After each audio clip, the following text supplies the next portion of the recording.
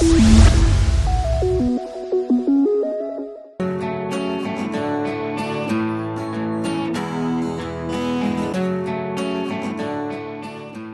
production design is a lot of common sense. Production design is not about keeping your brains open, thinking a little bit out of the box. Production design does not compare to rocket science.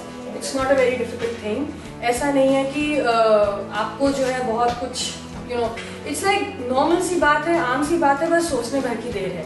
A good production designer's work is rarely ever noticed because it becomes so seamless with reality that nobody will know that okay, this we didn't know this was done for the shoot. We thought कि ये जगह ही ऐसी होगी. And if your work is being noticed कि हाँ वो तो वहाँ उस फिल्म में सेट लगाया था, उस फिल्म में भी सेट लगाया था, इसका मतलब आप बिल्कुल ही फ्लॉप हो क्योंकि आपका काम, आपका सेट लगता है. So always remember doors, windows, these kind of spaces, we should always try and make the most of it rather than blocking it out.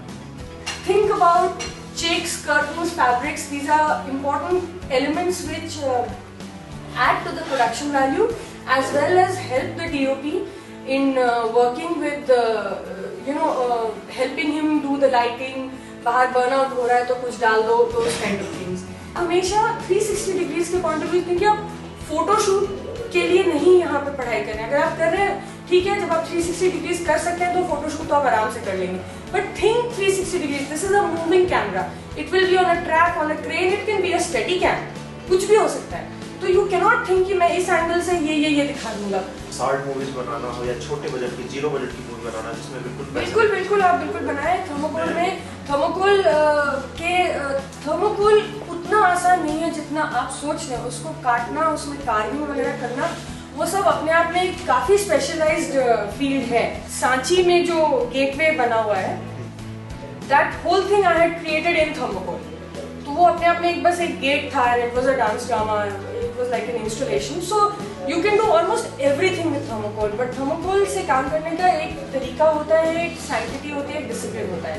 So that is the end of the day कि जो भी करो, take from reality, take from research, take from thinking fresh, and उसके साथ अपना थोड़ा imagination डालो और उसी तरह से काम करने का तरीका बेस्ट होता है. अगर आप लोग थोड़ा सा भी observe your surroundings and learn to replicate what is relevant at what point of time.